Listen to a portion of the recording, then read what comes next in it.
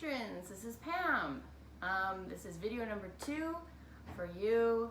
And today we're going to be going through my games graveyard. So my archive of my past game ideas that made it to the prototyping stage. So we're gonna go through them and I'll share them with you. And also, if you like my shirt, I got this from the Prehistoric Gardens in Oregon. If you watch till the end of the video, I'm going to show you something super cool about this shirt, very special about this shirt. I'll show you that later. Okay, let's get, actually before I go into this, let me just quickly give you an update on some of the things that have happened in this past month. So I got a no officially for my Untitled Art Game. That was the one where you're drawing weird abstract art for vague, artsy titles. And yeah, so it was a no from that publisher, which is not a surprise. I didn't think they'd really go for it, and that's fine.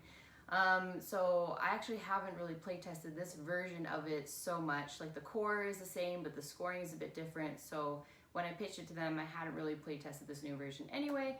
So now I'll play test it, and now I have that video ready to go. So if I feel like it is good how it is, then I can use that video that I already used for that other publisher and send it to some other publishers, and we'll see what happens. But that's just nice, just to get an answer, even if it's no, just to get an answer is nice. Also for the game that I made the preschool version for, it's the one based on a movie.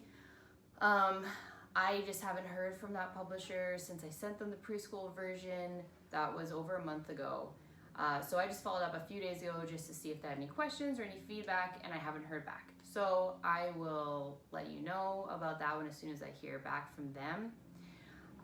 That's pretty much all the news I've gotten. I haven't heard anything about Blob Party with the publisher who's still playtesting it. They haven't made a decision yet, but I'll definitely let you know as soon as I know. Moving on to the graveyard. Okay, so I'm just gonna pick these out randomly and just chat about them. They're not in any order. Okay, so that game that I was just talking about, Untitled Art Game is what I'm calling it now. I've been working on that for a long time, apparently since 2011. That's 10 years. Is that right? Oh, I mean, I guess so. I mean, this was quite a bit different. I was calling it This Is. And like This Is, yeah, so basically you were like drawing weird, random, squiggly, abstract art, and you would put it up, and then everyone is kind of like balderdash. People would write out, this is blah, blah, blah, blah, blah, like what they see in those scribbles kind of idea. But it has since evolved from that. So in one form or another, I guess I've been working on it for 10 years. Woo! Did not realize that till this very moment. So this is an old sell sheet that I made for it. So that's that one pager that you give to publishers when you think it's ready to pitch and ready to market. I mean, even if not, but it's like a handout, a giveaway for a takeaway for your game to give to publishers.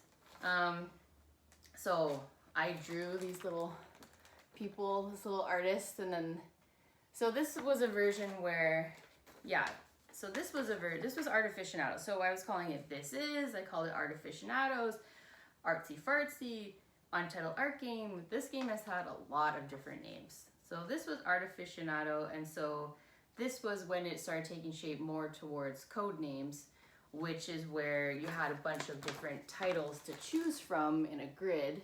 So you can see this grid here of cards.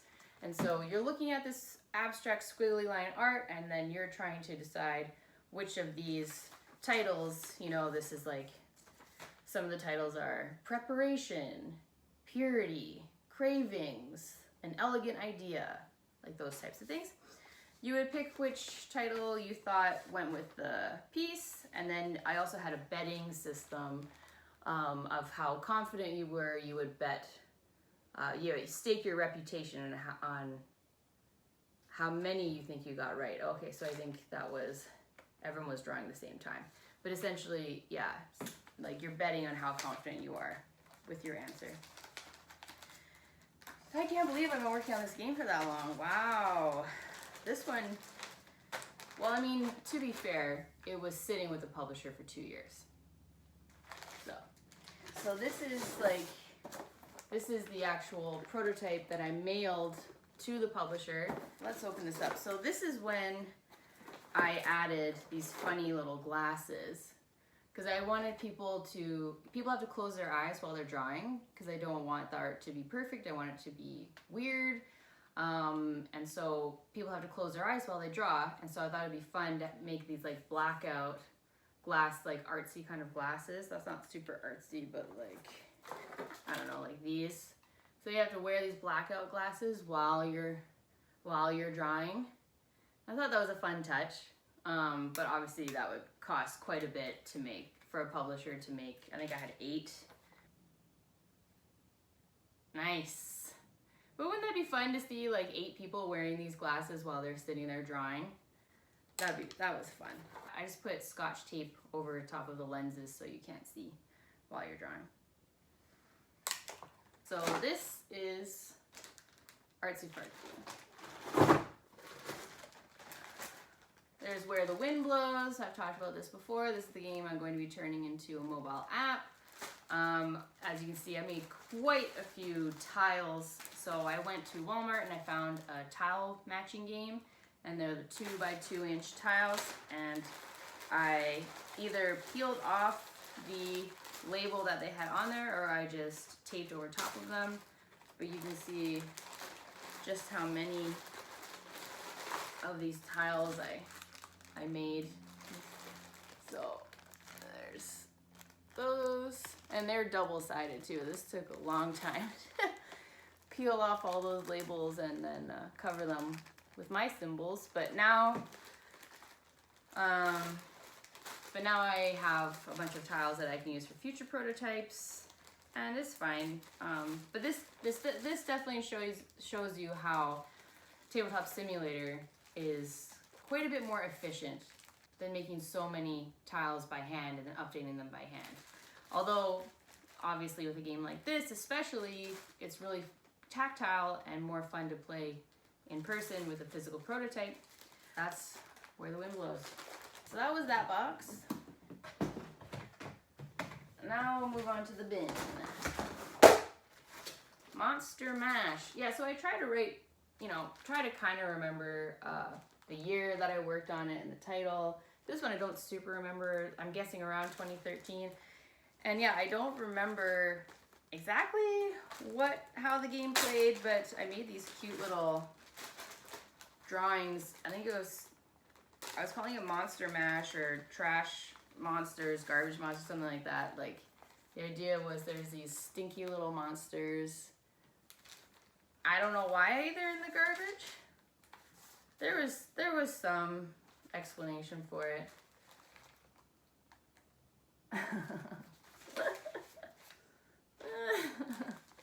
I might, I don't know, these are pretty cute. I might put these up somewhere in my apartment.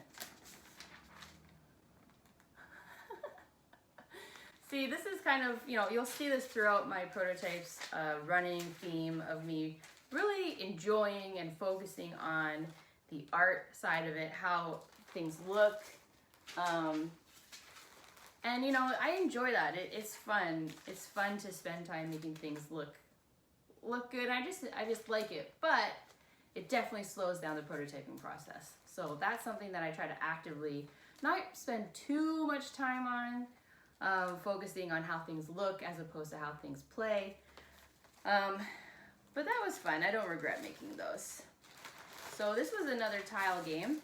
I can't remember. I think it was kind of like a sliding tile game, maybe. I can't remember exactly, but you can see there's like the different pieces of the monsters that are in these little tiles, and then you're working to rebuild the monster. I can't remember exactly what the rules were. It was pretty simple. It was just more of I think this is more of a craft than anything. It was just more fun to draw the monsters and sort of explore the idea of a tile game. And then, hey, Where the Wind Blows was the next step above that. Oh, Brunch Talk. I love this one. So the idea for this is you've met for brunch with your friends on a Sunday and you're discussing what happened the night before. And it's obviously for adults, because the idea is you don't quite remember. You have some fuzzy memories of what happened last night. Maybe you had a bit too much wine.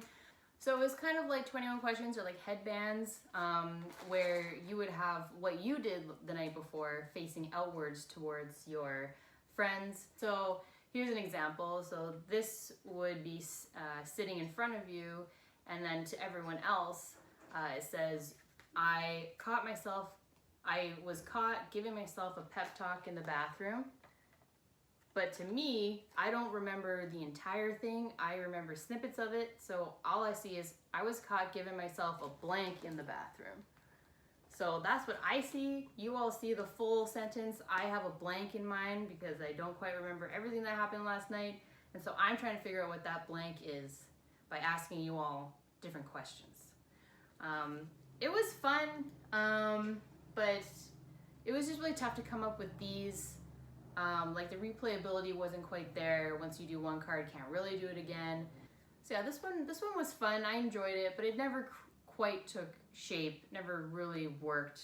And it did use some like main core aspects of other games that already do it well. So this one I'm okay to retire. It was fun. It was just a fun experiment. I'll just show you. This was my notebook. So when I write down my playtesting notes, I always write them down, and then I'll transcribe them into a Google Doc. And now I've just been kind of using one notebook, and I'll just write at the top which game I'm testing at that time. Before, I would dedicate an entire notebook to each game. And I think that's a bit of a waste. You know, this book is only a third full. The rest are blank.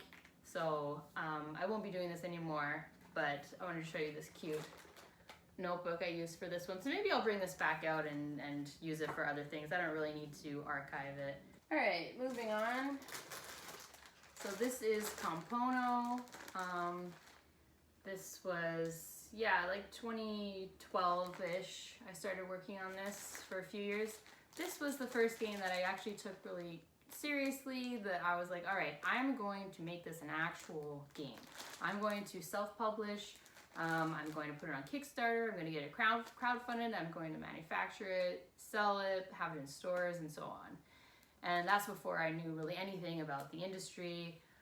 And so that's what made me look into it and learn more and get more involved in the community. And that's when I realized that it's really difficult to crowdfund something when you're not part of the community yet. If people don't know who you are and you're kind of out of nowhere, like, here's my game. It could possibly work for you, but it's definitely a lot more difficult. So that's when I started getting more involved with the design community, learning more about the industry. And that's when I decided that self-publishing just wasn't for me. It's a lot of work. It's a whole nother full-time job on top of designing, and then day job. The whole business side is a lot of work, dealing with factories, correct labels on boxes, safety things for games if there's any small pieces, things like that. You need to have that all in order, or you could lose a lot of money if you're not doing it right. And it's just not for me. But this game itself, I spent a lot of time on this game, but it's a very simple game. What I spent the majority of the time on was how the cards looked. So this is essentially a speed matching game. It's a very simple game. But essentially there's a big deck of cards, and each card has two halves. So I'll show you some examples. So each card has two halves. It's either a pattern or a solid color. Or there's two patterns, there's two colors of the same color. So it was really, this is what I spend most of the time on, is just I was just so focused on the different patterns, on the colors, and I think it looks pretty great, but it's a very simple game. So you would divide up this deck evenly among the players. You all hold them. I was calling it compono because that means to compose or to organize, in Italian, maybe? I can't remember which language. So you would each take part of the deck, and then everyone flips over one card face up in the middle of the play area. If any two halves match, So if someone else had this yellow pattern or someone else had a black, you would then cover both the pair. So you would cover, cover. Now is there another match anywhere on any of the cards? Cover, cover. Keep going, keep going, keep going, keep going. And then the first player who runs out of their deck would win. And that's it. So it's a very simple game. You know, people did enjoy this one. I did enjoy it as well. But I mean, there's not much, it's not very unique. There's nothing really different about it. I think the cards are beautiful, but now I'm not self-publishing anymore, so the publisher would probably change them anyway. So I'm fine to retire this one. Maybe I'll do something fun with these cards. I thought about maybe like putting them on a coffee table or something like that. I could maybe do something with those, but for now, they are staying in the archive. So I have now just decided in this moment that this is going to be a 2-part series, possibly more, because this is taking a long time. I have quite a few games to go through, and I don't want this to be a 45-minute video. I'm already at 25 minutes, so I'll do one more, and then next month I'll go through some more and see how much we get through. So this one is called Background Blunders. I thought about this one last summer, mainly because this was the height of COVID. Everyone was using Zoom or Skype or whatever to have meetings, but also for social interactions, everyone was online. And so the idea for this was, well, I've had this idea for a while, and I was like, oh, maybe this is how it could work, where I wanted to have a game where people were doing something behind you, and you don't know exactly what like people are acting behind you. So someone is in front of you, they can see what's going on behind you, but you can't see what's going on behind you. I don't know why I thought that was interesting, but it's just something that I've been thinking about a long time. I wanted to incorporate that into a game somehow, where people are acting out behind you, and you're either trying to guess what they're doing based off the reaction of the person across from you or something. So the way I made it work with this idea, with the Zoom calls and stuff, is the idea would there'd be 2 people across from each other sitting at a table, and then their teammates would be standing behind the other player. So if I'm this player, my teammates are standing behind the other person. And you each would have your phone on a little stand in front of you, just your iPhone, whatever, and set to the camera function. So you can see what's happening behind you, and the other player can see what's happening behind them. Each team, so the actors, they would each pick up a background card, and it would be like the museum or the zoo or the mall or outer space, whatever.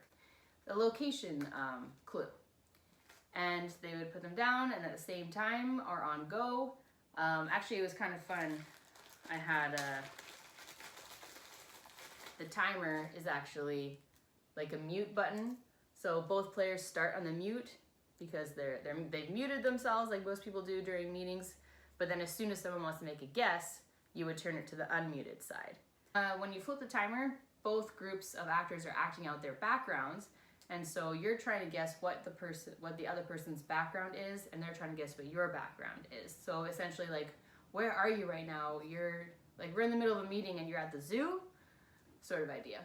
Yeah, so this one I did submit just to one publisher, and they said no, because they said it would be too complicated to explain to people, which I agree. I mean, that took me far too long to explain a fairly simple concept. All right, so we're gonna stop there. I hope you enjoyed this trip down memory lane, and I'm gonna cut to showing you the super cool part about this t-shirt right now. So we're in my bathroom. I'm gonna show you the special trick of this t-shirt. Ready? Whoa, a glow-in-the-dark T-Rex coming at ya. I actually wore this t-shirt to the movie theater to see Jurassic Park, and I left midway through to get another drink, another snack. When I came back in, since I had been out in the light and I was coming back into a super dark theater, the T-Rex was lit up. So I was walking through the aisle back to my seat, and it looked like this T-Rex was walking into the theater is pretty amazing. All right, I hope you enjoyed that. And so I wanted to say thank you so much. You have made this past month possible. You make it possible for me to be able to focus more time and energy into my designs. Hopefully I have more good news for you next month. But I want to thank you again for your support. It means so much.